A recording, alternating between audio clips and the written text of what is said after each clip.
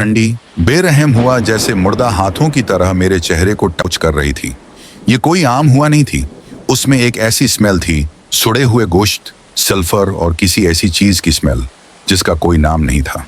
मैं 1920 के दहाई की एक गली में खड़ा था, लेकिन ये वो नहीं था जो मैंने किताबों में पढ़ा था। ये एक ऐसा शहर था जो वक्त की दोज़ख में फंस गया था।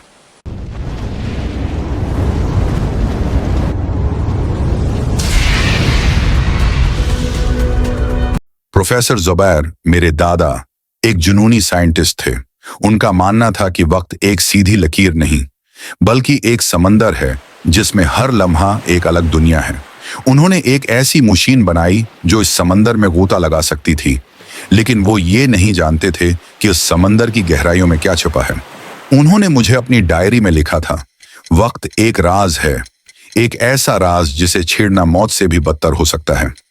अब मैं जान चुका था कि उनका क्या मतलब था। फॉग इतनी घनी थी कि चंद कदम आगे देखना भी मुहाल था, लेकिन इस फॉग में से मुझे कुछ नजर आ रहा था, कुछ ब्लर से दायरे। मैं उनकी तरफ बढ़ा, जैसे किसी मैग्नेट की तरफ खींचा जा रहा हूं। करीब पहुंचने पर जो मंजर मैंने देखा वो मेरी रूह को हमेशा के लिए दागदार कर गया। गली के बीच में एक बड़ा सा सर्कल बना हुआ था जिसके अंदर आग जल रही थी। ये कोई आम आग नहीं थी और उनमें से एक अजीब सी चमक निकल रही थी। इस आग के गर्द कुछ मस्ख शुदा शक्लें नाच रही थी। वो इंसान नहीं थे, न ही जानवर। उनके जिस्मों पर स्किन नहीं थी, सिर्फ गोशत और हड्डियां नजर आ रही थी। उनकी आंखें सफेद थीं, बिल्कुल खाली, जैसे उनमें कोई रूह ही न हो, और उनसे काले रंग का धवां निकल रहा था। वो ऐसी जबान में बोल रहे थे जो मैं नहीं समझ सकता था, लेकिन उसकी आवाज में जो दर्द, अजाब और मायूसी थी वो किसी भी जबान से ज्यादा खौफनाक थी। वो जैसे किसी अब्दी सजा में मुब्तला थे। अचानक उनमें से एक शक्ल ने मुझे देख लिया। उसकी सफेद आंखें मेरी तरफ गड़ गईं और उसने एक ऐसी चीख मारी जो मेरी रूह तक उतर गई। उनके चेहरों पर एक ऐसी भूख थी जो सिर्फ मौत ही बुझा सकती थी। मैंने भागने की कोशिश की, लेकिन मेरे पांव जैसे जमीन में गड़ गए थे। वक्त ने मुझे जकड़ लिया था। इन शक्लों ने मेरा पीछा करना शुरू कर दिया। उनके कदमों की आहट एक डरावना साज बन गई थी। मुझे लगा जैसे मेरे पीछे खुद मौत चल रही हो। फिर उनमें से एक शक्ल ने मुझे पकड़ लिया। उसके हाथ बर्फ की तरह ठंडे थे और उसकी अंगुलियां तेज नाखनों में तब्दील हो चुकी थीं। उसने मेरी स्किन को चीर दिया और मेरे अंदर अपना ठंडा हाथ डाल दिया। मुझे लगा जैसे मेरी रूह खींची जा रही हो। मेरी आंखों के सामने अंधेरा छा गया, लेकिन अंधेरा मुकम्मल नहीं था।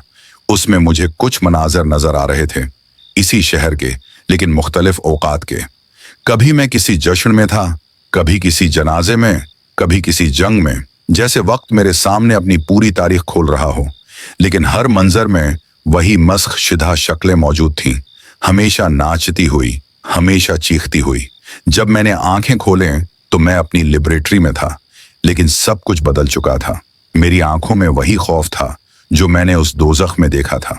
मेरे हाथ पर वही निशान था, मिस्ख शुदा शक्ल का था। मैं जान गया था कि मैं वक्त की इस जहन्नम से कभी नहीं निकल पाऊंगा।